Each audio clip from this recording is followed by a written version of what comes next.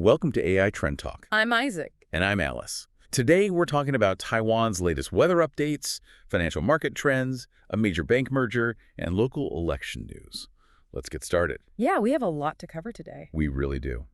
Our goal for this deep dive is to, look at today's trending news sources. Yeah. And we want to pull out the most important facts. Right. So we can help you stay well informed using simple and clear English. Exactly. And I think we should start by looking at the physical forces shaping Taiwan this week. Oh, definitely. You mean the weather? Yes. Everyone is talking about Typhoon Saudel. Oh, I know. I feel like everyone is constantly refreshing their weather apps right now. Yeah, people are searching online a lot for Typhoon Saudel because it's moving very close to the island's northern waters. Okay, so let's look at the facts. Where is it right now? Well, the storm is currently moving northwest, but the good news is that its path has shifted further north. Oh, further north. So that means it's moving a bit further away from the main island of Taiwan, right? Right, exactly. And another piece of good news is about its strength. Okay. It was a medium strength storm, but it's starting to weaken. Oh, let's pause there for a second. Yeah. The word is weaken. It means to become less strong or powerful. Example. The strong storm began to weaken as it moved over the cold ocean. Right. So because the storm is moving further away and losing power, the chances of a direct hit on the main island are, well, they're very low. Yeah, very low. You can think of a weakening typhoon like a spinning top. A spinning top. Yeah. Like the children's toy. Yeah, exactly. When you first spin a toy top on a table, it spins very fast and tight, right, Yeah. in one small spot. Right, it's very stable. That's a strong typhoon.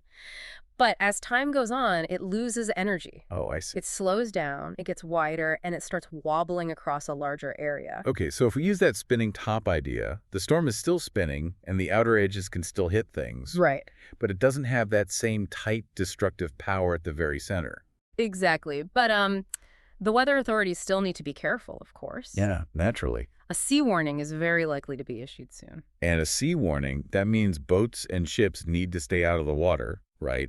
Because of high waves and strong winds. Yeah, that's it. And what about the land? Like, are we expecting a land warning? Well, for the main island of Taiwan, probably not. Oh, that's a relief. Yeah.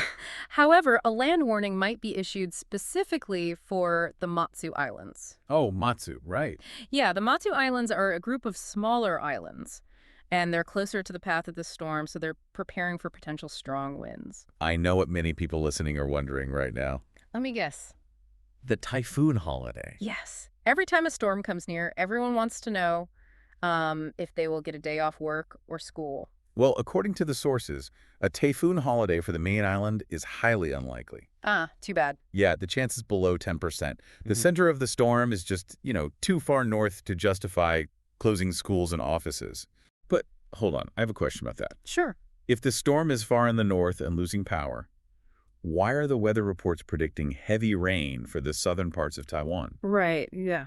That seems completely backward. It does seem backward at first, but typhoons don't just drop rain directly under them. Okay. They act almost like giant vacuum cleaners in the sky. Wow, vacuum cleaner. Yeah. This storm is spinning in a way that pulls in very strong southwest winds from the ocean. I see. So these southwest winds carry a massive amount of water, Exactly. and they hit the central and southern parts of Taiwan and drop all that water as heavy rain, even though the actual storm center is far away. Right. And the outer bands of the storm are also touching the northern parts of the island. Ah, wow. So heavy rain is still expected in the western, northeastern, and eastern mountains on Thursday and Friday. Wow. That unpredictability with the weather, it's exactly why people crave stability in other areas of life. Especially with their money. Yes, especially their savings. Which brings us to the massive rush we're seeing in September for high dividend ETFs. Right. This is a huge trend this week. We're moving from tracking weather patterns to tracking money patterns. Exactly. In the financial world, September is an incredibly important time. It's the major season for high dividend ETFs going ex-dividend. And in Chinese, this is called chuxie. Let's make sure we understand the mechanics here first. Good idea. ETF stands for Exchange Traded Fund. Right. Instead of buying a piece of just one company, you buy a small piece of a whole basket of companies. And that basket is generally safer, right? Because if one company in the basket has a bad day, Well, the other companies can keep the balance. Yes, exactly. It spreads out the risk, and going ex-dividend simply means the fund is paying out cash to the people who own it. Nice. Yeah. Over 15 popular stock and bond ETFs are preparing for their payout dates this month. And right now, one specific fund is getting a lot of attention. Which one is that? It's the Cathay Active High Yield ETF. The stock code is 00406A. Oh, yeah. People are actively searching online to check the distribution details for it. Yeah, it recently saw a huge trading volume. Over 180,000 shares were traded in a single day. Wow, that's a lot. Why are people rushing to buy this specific basket? Well, it all comes down to the payout. This fund offers a very high annualized yield of over 17%. To 17%. Yeah, it's paying out 0.138 NTD per share. So if you put in $100, getting $17 back in a year is, well, it's very high compared to a regular bank account. Oh, definitely. Yeah. That explains why many people are trying to become an investor in this fund. Let's teach that word. Okay. The word is investor. It means a person who puts money into a business or stock to make more money later. Example. Many young investors are buying ETFs to save money for their future. So, Isaac, So, how does this fund actually make such a high 17% yield? Good question. It's not just from regular stock dividends, is it? No, it's not. The fund uses a special financial strategy called a covered call strategy. A covered call strategy. That sounds very complicated. Yeah, it does. How does it actually work behind the scenes? Well, the simplest way to explain it is with a rental analogy. Okay, let's hear it. Imagine you own a house, you rent it out to someone, and they pay you rent every single month. Okay, that's a steady, predictable cash flow. I like that. Right, steady cash is good, but there's a catch. Oh, what's the catch? The catch is the contract you signed. The contract says the renter has the right to buy your house at a specific price. Okay. So if the neighborhood suddenly becomes popular and house prices double, you aren't allowed to sell it for that higher price. Oh, I see. Your profit is capped. Exactly. So the fund managers are basically doing this with stocks. Right. They collect extra cash by selling these contracts. They're called options to other people. Okay. And that extra cash is what allows them to pay out that high 17% to the investors. I understand now. You get the steady rent money, which is called the premium. Mm-hmm. But what if the stock market goes up a huge amount? You've already signed the contract, so you miss out on the big boom. Yes. This brings up a very important rule in finance. You know, there is no free lunch. No free lunch. Yeah. A high reward always comes with risks. Always. So we talked about missing out on big profits if the market goes up. But what are the other risks? The sources mentioned something about higher management fees. Yes. Think about it this way. When a fund just buys a basket of stocks and holds them, it's very easy to manage. Right. They just sit there. But this fund is constantly writing contracts and selling options. The managers are doing a lot of active work every single day. And they expect to be paid for that extra work. Exactly. So they charge the investors a higher fee, which eats into the profits over time. That makes sense. And there's another risk to the base value of the fund itself, right? Mm-hmm. If they're constantly paying out a huge 17% yield in cash, doesn't the actual value of the basket shrink? It definitely can.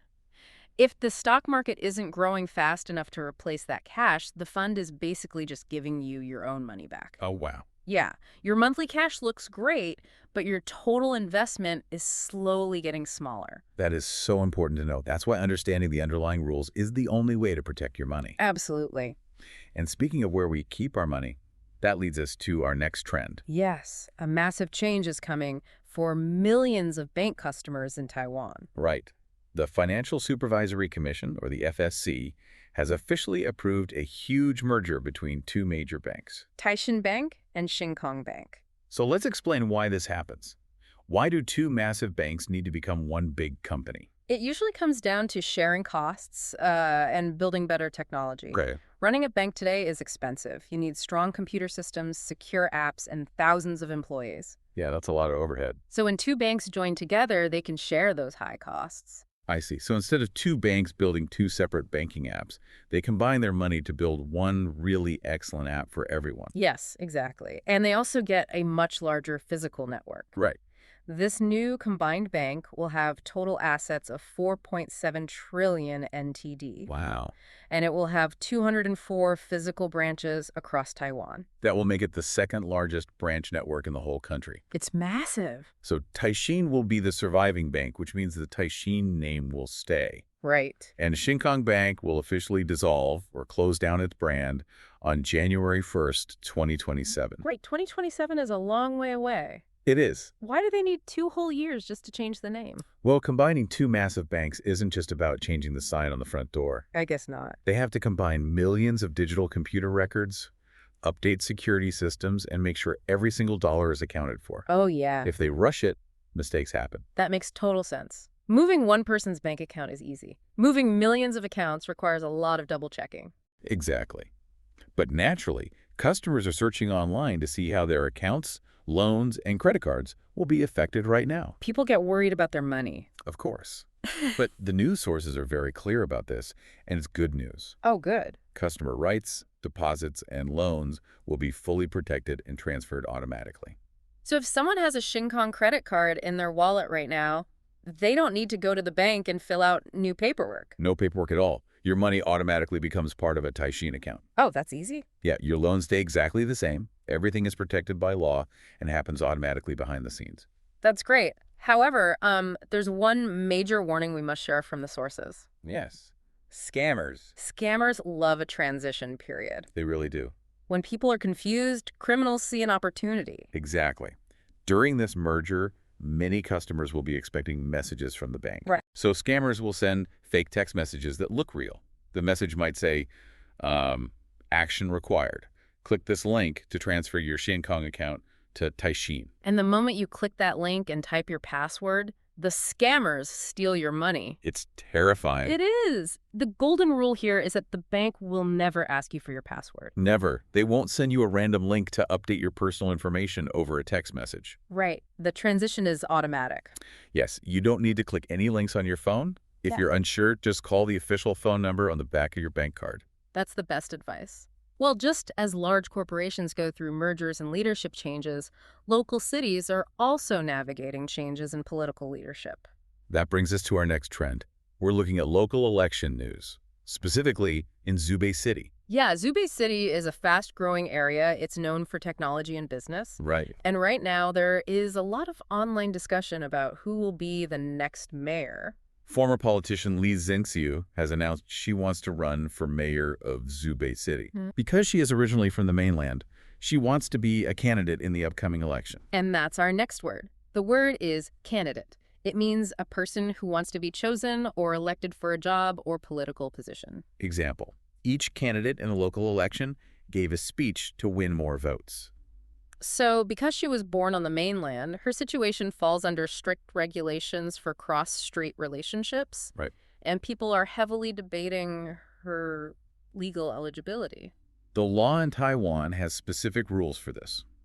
It requires individuals from the mainland to have their original registration canceled for at least 10 years before they can run for public office. Let's explain what that original registration means. Okay, good idea. It's official paperwork showing residency and rights on the mainland. Okay. The law says a person must officially cancel that paperwork, and then a full 10 years must pass from that exact date. So why does this specific 10-year rule exist? I mean, 10 years is a very long time to wait. It is. It's mostly about ensuring long-term loyalty and preventing conflicts of interest. I see. The government wants to be absolutely sure that someone making laws or running a city is fully established here in Taiwan. Right. They want to see a long, clear history of living and working here without any official ties to the mainland. Exactly. And that's exactly what the online debate is about right now. People are discussing if her documents meet this exact legal requirement. But does the central government in Taipei just step in immediately to stop her from running? Like, how does the process work? That's a great point about how our legal process actually works. The central government doesn't step in first. Oh, they don't. No, the Zhenxiu County Election Commission is the local body responsible for this. Okay, so the local election officials handle it locally first. Right. They will review her documents, look at the dates, and make the final decision on whether she is legally allowed to stand in the election. Got it. And it's important to remind our listeners that our deep dive takes no political side here. Of course not. The sources provide arguments from different people, but we are simply reporting the facts of the legal process. Yeah, it's purely a procedural debate about how the 10-year rule is applied. It really shows how strict the rules for public office are. It does. Before we go, connecting all these topics makes you wonder. We're relying more and more on complex rules and automated systems to run our world. That's very true. Whether it's the strict rules for an election or an algorithm managing our ETF investments. Or an automatic system transferring our bank accounts in 2027. Exactly. It makes you wonder, as technology and systems do all the heavy lifting for us, will we eventually forget how to manage these things ourselves? Or will having automatic systems free up our time to focus on bigger decisions? That's a very interesting thought to mull over. When the rules work perfectly, life is easy. Right. But when the systems fail or when things change, we still need to know how the mechanics work. That's so true. Well, here is your call-in challenge for today. If you receive some extra money from an investment, a holiday bonus, or a gift, would you save it, spend it, or invest it again? Tell us what you would do and why. We always love hearing your thoughts. Thank you for practicing your English with us in the comments. Keep learning, keep asking questions, and we'll see you on the next deep dive. Goodbye, everyone. Take care.